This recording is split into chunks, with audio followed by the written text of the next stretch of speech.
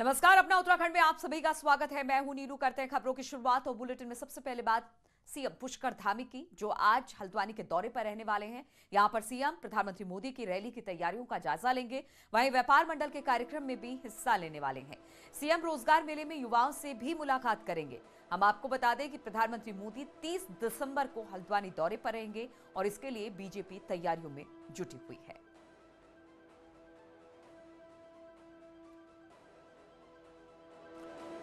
तो प्रधानमंत्री का 30 दिसंबर को एक हल्द्वानी पहुंचने वाले हैं, एक रैली को संबोधित करने वाले हैं और उसी से ठीक पहले आज सीएम खुद हल्द्वानी पहुंचेंगे, जहां पर वो किस तरह की तैयारी है प्रधानमंत्री के दौरे से पहले इसका जायजा लेंगे।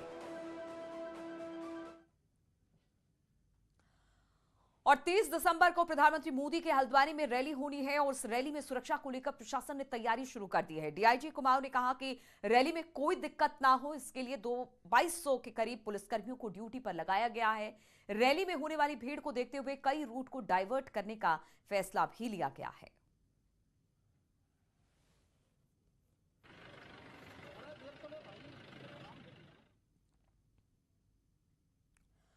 और देहरादून से खबर आ रही है, जहां पर कोरोना ओमिक्रॉन के 3 नए मामले सामने आए हैं। देहरादून और हरिद्वार के ये मरीज बताए जा रहे हैं जिनमें ओमिक्रॉन की पुष्टि हुई है। अब राज्य में ओमिक्रॉन के कुल 4 केसेस हो गए हैं। सोमवार को मिले 3 मरीजों में 28 साल का एक युवक हरिद्वार का रहने वाला बताया जा रहा है और यमन से भारत लौटा है, जबकि देहरादून में 2 सीनियर सिटीजन हैं जो कि दुबई से देहरादून लौटे हैं। वहीं ओमिक्रॉन के मामले सामने आने के बाद सरकार भी अलर्ट है। स्वास्थ्य सचिव ने बताया कि कोविड पॉजिटिव के संपर्क में आने वालों की जांच की जाएगी और संपर्क में आए कम से कम 20 लोगों की कोविड जांच के निर्देश दिए गए।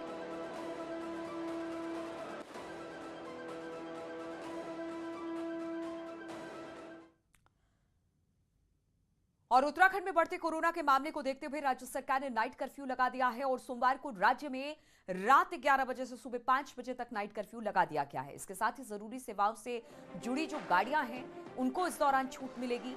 नाइट कर्फ्यू लगने के बाद पहले दिन पुलिस ने नाइट कर्फ्यू के दौरान रात को बेवजह घूम रहे लोगों को रोककर उनसे पूछा कि आप कहां जा रहे हैं। साथ ही साथ उनका चालान भी काटा है। और इसके साथ ही पुलिस का कहना है कि नए साल के जश्न को लेकर 31 दिसंबर को रात 10 बजे के बाद पार्टियों पर पाबंदी रहेगी और पालन नहीं करने वाले होटलों पर कार्रवाई भी होगी। हालांकि हिल स्टेशनों पर उमड़ रही भीड़ प्रशासन के लिए एक बड़ी चुनौती बना हुआ है।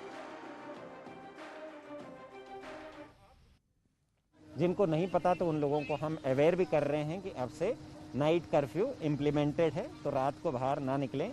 इसके बावजूद भी अगर किसी का ग्रॉस नेग्लिजेंस मिल रहा है, जो बिना मास्क के घूम रहे हैं, उनका हम चालान भी कर रहे हैं। चालानिंग की कार्रवाई हमारे द्वारा की जा रही है। जहां तक नववर्ष के सेलिब्रेशंस की बात है, तो नववर्ष में सेलिब्रेशन भी कम से कम लोगों में और सोशल गैदरिंग में होटलियर्स करा सकते हैं, क्योंकि बुकिंग ऑलरेडी हो चुकी हैं। अगर 10 बजे के बाद कोई होटेलियर अगर सेलिब्रेट कराता है तो उसके खिलाफ पुलिस एक्ट में कार्रवाई की जाएगी और जो लोग वहां पर इन्वॉल्व होंगे, जो लोग हिस्सा ले रहे होंगे, उनके खिलाफ भी पुलिस एक्ट में कार्रवाई की जाएगी। और अगर आप भी नए साल के जश्न को मनाने के लिए उत्तराखंड आना चाहते हैं तो ये खबर आपके लिए बहुत महत्वपूर्ण है। ओमिक्रॉन के खतरे के बीच नए साल के जश्न पर आने वाले पर्यटकों के लिए कैसी है तैयारी, देखिए इस रिपोर्ट में। उत्तराखंड सरकार ने नए साल के मौके पर होने वाली पार्टियों को लेकर नई गाइडलाइन जारी की है, जिसमें मास्क, सोशल डिस्टेंसिंग का पालन जरूरी होगा। साथ ही होटल, पब में कोविड नियमों के पालन होने पर ही एंट्री हो सकेगी। बिना होटल बुकिंग के मसूरी और देहरादून में एंट्री नहीं मिलेगी। इसके अलावा 2 व्हीलर से आने वाले लोगों को भी होटल बुकिंग दिखानी होगी। ये नियम 30 दिसंबर से 1 जनवरी तक लागू रहेगा। कोरोना के बढ़ते केस चिंता बढ़ा रहे हैं। साथ ही होटल इंडस्ट्री और बिजनेस का भी नुकसान हो रहा है। हम लोग जो है, जितने भी लोग बाहर से आ रहे हैं, जो बॉर्डर्स हैं हमारे आशा रोडी वहाँ पे और कुलान, वहाँ पे लगातार टेस्टिंग हो रही है। और जो लोग 72 आवर्स का RT-PCR टेस्ट ले आ रहे हैं और जिनका डबल वैक्सीनेशन हुआ है, उन्हीं लोगों को हम लोग फिलहाल अलाउ कर रहे हैं। जिसके पास मसूरी का बुकिंग नहीं है उसको ऊपर नहीं जाने दिया जाएगा और कुछ वन वेज करेंगे। ओल्ड मसूरी रोड से जड़ना और बाईपास रोड से वापस आना। इसी तरह से हाथी पांव रोड का भी कैसे यूज किया जा सकता है, वो सारी बातें। और ये जो भी प्लान बनाएंगे उसको मीडिया में समय से पब्लिसाइज करें। वहीं देहरादून के होटल बिजनेस से जुड़े लोग अभी भी असमंजस में हैं कि पार्टी रखें या ना रखें। कई जगह तो होटल बुकिंग कोरोना को देखते हुए कैंसिल कर दी गई है। अब कोरोना तो देखिए पिछले 2 साल से फैल रहा है, काफ़ी ज़्यादा हो रहा है। अब नया उसका वेरिएंट भी आ गया है, ओमिक्रॉन आ गया है, तो यहाँ अभी उतना ज़्यादा उसका इफेक्ट नहीं पड़ा है, पर है कि हमें उसके लिए भी तैयारी रखनी चाहिए, प्रिकॉशंस रहनी चाहिए। तो अभी तो कोई ऐसा फंक्शन नहीं है हमारे पास, फिर भी अगर कुछ रहता है तो उसके लिए हम तैयार हैं। उसके लिए जो है हमने 100 के लिमिट के अंदर ही गैदरिंग करवाएंगे।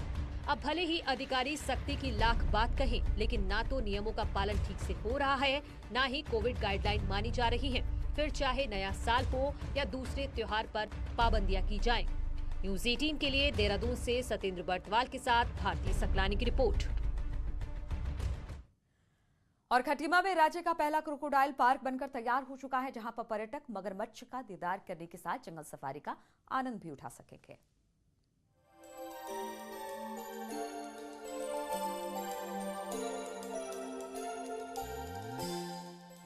यूपी बॉर्डर से सटे खटीमा के सुरई रेंज के घने जंगल के बीच क्रोकोडाइल इको पार्क का सरकार ने निर्माण कराया है। 2 किलोमीटर की दायरे में बने इस 100 से ज्यादा मगरमच्छों को रखा गया है, जिनको देखने के लिए पर्यटक पहुंच रहे हैं। सीएम पुष्कर सिंह धामी भी खुद इस क्षेत्र में पर्यटन रोजगार के लिहाज से इस क्रोकोडाइल पार्क को महत्वपूर्ण बता रहे हैं। पर्यटन भी बढ़ेगा, सभी रोजगार मिलेगा और लोगों को क्रोकोडाइल सफारी का भी आनंद लेंगे लोग। तो ये पर्यटन की दृष्टि से अत्यंत महत्वपूर्ण है। इसको हम लोगों ने शुरू किया है, इसको और अच्छा हम आगे बढ़ाएंगे। तो वहीं वन विभाग इस क्रोकोडाइल इको पार्क के उद्घाटन को लेकर अपनी तैयारियों को पूरी करने में जुटा हुआ है। विभाग का कहना है कि सीएम धामी जल्द इसका उद्घाटन करेंगे। आ रहे हैं और लोगों को मगरमच्छ दिख रहे हैं तो काफी एक्साइटेड हैं। और आप खुद देख रहे होंगे कि यहाँ पे बहुत सारे लोग जो हैं वो डेली बेसिस पे ट्रायल जो हमने खोला हुआ है तो डेली बेसिस पे आ रहे हैं। तो काफ़ी अच्छा खटीमा के निकट जो है ये स्थल एक टूरिज्म पॉइंट ऑफ व्यू से विकसित हुआ है। खटीमा के इस सुरई रेंज में बने क्रोकोडाइल इको पार्क में मगरमच्छों का दीदार कर पर्यटक भी रोमांचित हो रहे हैं। इसके साथ ही रामनगर कॉर्बेट पार्क न पाने वालों के लिए इसे बेहतर विकल्प बता रहे हैं।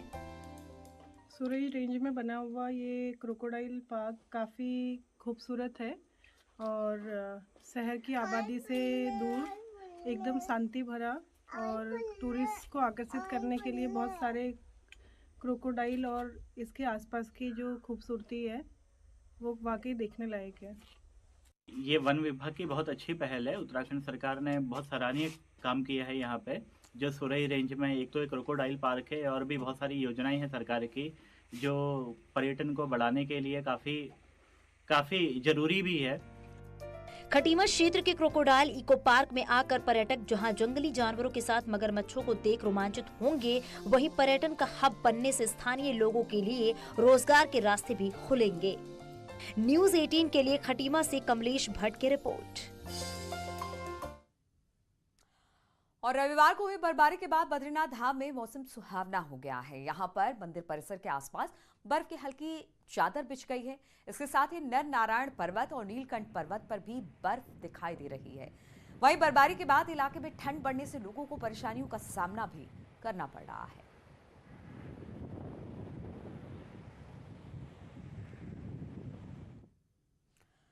और उत्तरकाशी में हुई बर्फबारी के बाद बड़ी संख्या में पर्यटक हर्षिल घाटी पहुंचे और जमकर मौज मस्ती यहां पर करते दिखाई दे रहे हैं। पर्यटक यहां नए साल का जश्न मनाने पहुंचे, जिसकी वजह से यहां के होटलों सहित होम स्टे और GMVN गेस्ट हाउस में बुकिंग फुल हो गई है। बड़ी तादाद में यहां पर पर्यटक पहुंचे हैं। स्थानीय व्यापारियों के भी अब चेहरे इन्हें देखकर खिल गए।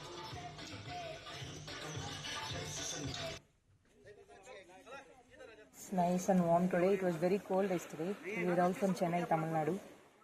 I don't know much of Hindi. He speaks Hindi. I don't know. The weather is nice. The food was also nice.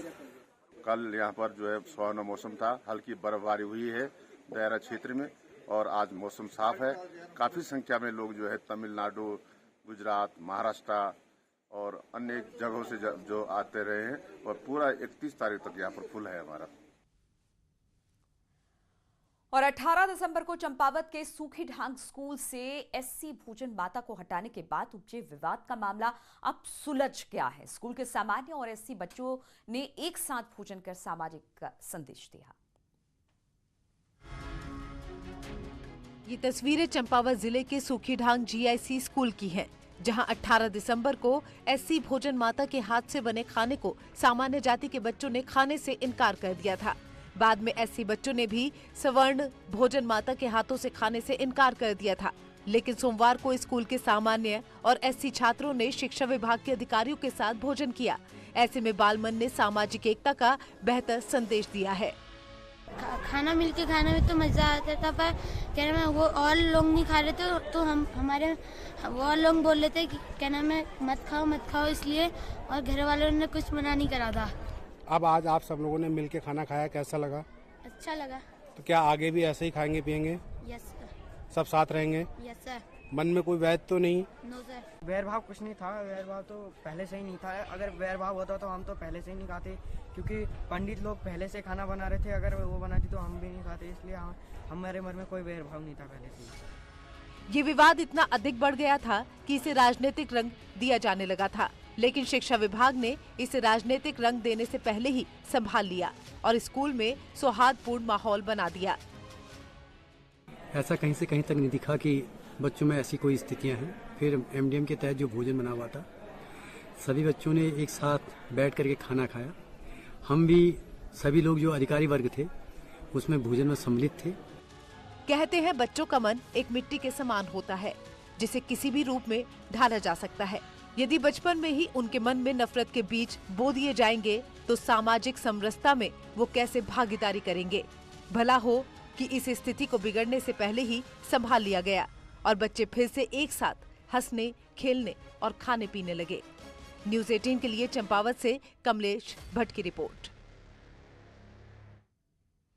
और कोटद्वार विधायक हरक सिंह रावत कई मंचों से अपने चुनाव न लड़ने की इच्छा जाहिर कर चुके हैं। हालांकि उनके इस फैसले पर अभी सस्पेंस बना हुआ है, लेकिन उनके बयानों से कोटद्वार विधानसभा क्षेत्र में अलग ही गणित तैयार हो रही है।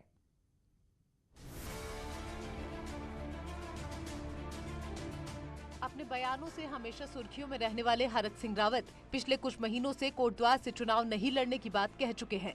हालांकि इसका फैसला हाईकमान को करने की भी बात कहते आ रहे हैं। वहीं ऐसे बयानों के बाद कोटद्वार में बीजेपी के स्थानीय नेताओं की निगाहें भी हरक सिंह रावत पर टिकी हुई हैं। कुछ चीजें मैंने कहा ना कि मेरा मन नहीं है चुनाव लड़ने का, मैं इस बात को बार बार कह रहा हूँ, लेकिन पार्टी मुझे जो भी आदेश करेगी मैं कार्यकर्ता के रूप में उस आदेश का पालन करूंगा। मैं ये नड्डा जी से बोल चुका हूँ, मैं अमित शाह जी से भी कह चुका हूँ, मैं ये दुष्यंत गौतम जी से कह चुका हूँ, मैं सब अपने नेतृत्व से इस बात को मदन कौशिक से भी कह चुका हूँ, धामी से भी कह चुका हूँ। वैसे तो बीजेपी के कई नेता कोटद्वार से अपनी दावेदारी कर रहे हैं, लेकिन संगठन से लेकर जनता के बीच जिनकी पकड़ रखने वालों में शैलेंद्र सिंह गढ़वाली, मंडी परिषद के अध्यक्ष सुमन कोटनाला और धीरेन्द्र चौहान का नाम सबसे आगे है। नगर निगम चुनाव में धीरेन्द्र चौहान अपनी पत्नी को निर्दलीय चुनाव लड़ाकर अपना दमखम दिखा चुके हैं। हरक सिंह के चुनाव न लड़ने की सूरत में इन नेताओं के पास एक सुनहरा मौका होगा और यही वजह है कि कई नेता तो अपनी दावेदारी पेश भी करने लगे हैं। पहले तो असल में जो भारतीय जनता पार्टी जिसको भी टिकट देगी, लेकिन मेरी भी दावेदारी है क्योंकि मैं 96 से लगातार पंचायतों में हूँ। मैंने हमेशा जब से चुनाव लड़ा बड़े ईमानदारी से लड़ा और मैं हमेशा शायद मैं समझता हूँ कि पूरे उत्तराखंड में जिला पंचायत हो चाहे उत्तराखंड में मैं मेरे साथ में जो विरोधी रहते हैं मैं हमेशा सबकी जमात जब्त करता हूँ और ये जनता का प्यार है और भारतीय जनता पार्टी अगर टिकट देगी तो मैं निश्चित लड़ूंगा। हम लोग ये कहते हैं कि हर कार्यकर्ता का अपना अधिकार है, चुनाव लड़ाना सब कुछ भारतीय जनता पार्टी में संभव है। जिस हिसाब से गुजरात का एक सबसे बड़ा नमूना आया, दूसरा हमारे उत्तराखंड प्रदेश से आया कि सेकंड बार के विधायक और युवा विधायक को इस प्रदेश का मुखिया बनाया गया, तो मुझे लगता है कि भारतीय जनता पार्टी इस टाइम युवा चेहरे पे दांव खेल रही है। कोटद्वार से बीजेपी को एक बड़े नेता की जरूरत होगी जो आने वाले चुनाव में कांग्रेस के वरिष्ठ नेता सुरेंद्र सिंह नेगी से टक्कर ले सके। कोटद्वार में नेगी का अच्छा खासा होल्ड है। ऐसे में हरक सिंह रावत के चुनाव न लड़ने की स्थिति में बीजेपी किस पर दांव खेलेगी, ये देखने वाली बात होगी। कोटद्वार से अनुपम भारद्वाज, न्यूज़ 18। और देहरादून से खबर लेते हैं, जहां पर सरकार के कद्दावर मंत्री हरक सिंह रावत की मुलाकात कांग्रेस चुनाव अभियान समिति के अध्यक्ष हरीश रावत से हुई है। सूत्रों के मुताबिक मुलाकात रविवार रात को देहरादून के होटल में करीब 15 मिनट तक चली। इस मुलाकात की पुष्टि रावत के करीबी नेताओं ने की है। हरक सिंह शुक्रवार की रात को कैबिनेट मीटिंग के बीच से नाराज होकर चले गए थे। फिर नाटकीय घटनाक्रम में करीब 22 घंटे बाद शनिवार रात को हरक सिंह सीएम पुष्कर धामी से मिले और फिर दोनों का हंसता मुस्कुराता वीडियो सामने आया। लेकिन इस मुलाकात के भी 24 घंटे बाद हरक की अब हरीश रावत से मीटिंग की बात सामने आई है। हालांकि हरीश रावत से मुलाकात पर हरक ने कैमरे पर कहा कि वो होटल तो गए थे लेकिन हरीश रावत से नहीं मिले। राजनीतिक गलियारों में चर्चा गर्म है कि हरक रावत कभी भी पाला बदलकर घर वापसी कर सकते हैं, यानी कि कांग्रेस का दामन थाम सकते हैं। मुलाकात भी नहीं हुई। वो जब आए तो मैं अलग था, काम कर रहा था, और वो आए अपने कमरे में चले गए, फिर मैं वहाँ से निकल गया। मेरी मुलाकात भी नहीं हुई उनसे, हरीश रावत जी से इस मुद्दे पे। पर ये जरूर हुआ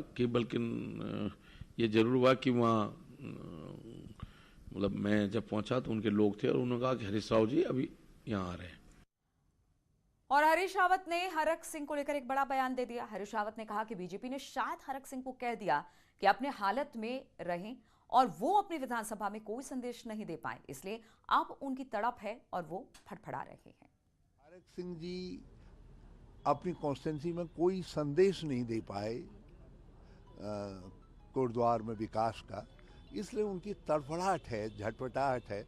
और साथ साथ किसी ने मुझसे कहा कि शायद भाजपा ने कह दिया कि अपने हालत में रहो, तो वो थोड़ा सा हाथ पांव फैलाना चाहते हैं। और 2022 विधानसभा में होने वाले चुनाव के लिए शिक्षक कर्मचारी संगठन ने लोहाघाट विधानसभा से अपना उम्मीदवार उतारने का दम भरा है, जिसमें 1-2 बार के बीजेपी विधायक रहे केसी पुनेठा के बेटे मयंक पुनेठा ने अपनी दावेदारी ठोकी है। बीजेपी संगठन से जुड़े और पेशे से शिक्षक मयंक कहते हैं राजनीति उन्हें विरासत में मिली और उनको शिक्षक कर्मचारी संगठनों का समर्थन मिल रहा है। कोई और कर्मचारी संगठन का कोई 2 बार मेरे पिताजी यहाँ पर लोहाघाट विधानसभा का प्रतिनिधित्व कर चुके हैं और वर्तमान में सभी कर्मचारी शिक्षकों का एक बहुत बड़ी संख्या यहाँ पर हमारी विधानसभा में है। उन सभी का मानना है कि अपनी दावेदारी उनके आशीर्वाद से और उनके सहयोग से मैं रख रहा हूँ और उचित माध्यम से संगठन और सरकार यदि मुझे चाहेगी तो मेरी दावेदारी पूरी है 2022 में विधानसभा चुनाव लड़ने के लिए। और रुकेंगे यहाँ पर छोटे से ब्रेक के लिए।